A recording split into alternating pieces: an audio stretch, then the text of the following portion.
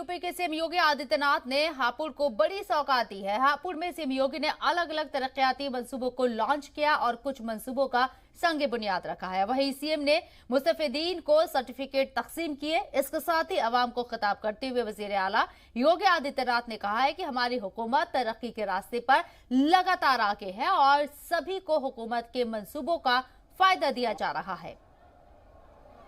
लेकिन आप सबने इस सदी की सबसे बड़ी महामारी है और याद रखना, हमारे जनप्रतिनिधियों के सहयोग से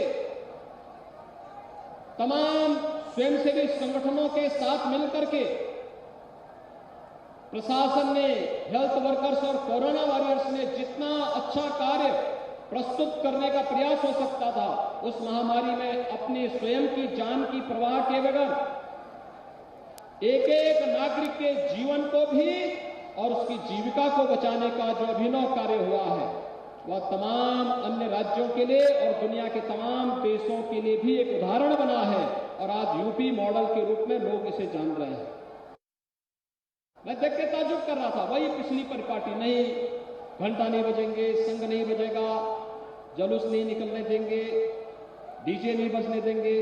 मैंने कहा भी अब आप इसको अलग रखिए, मैं आदेश कर रहा हूं, ये सब बजेंगे और पूरी भव्यता के साथ यात्रा निकलेगी। भाइयों बहनों, आपने देखा होगा गाजियाबाद से हरिद्वार के बीच 4 करोड़ श्रद्धालु शामिल होते हैं। कहीं कोई उपद्रव नहीं, कहीं कोई अराजकता नहीं, कहीं कोई असुरक्षा नहीं।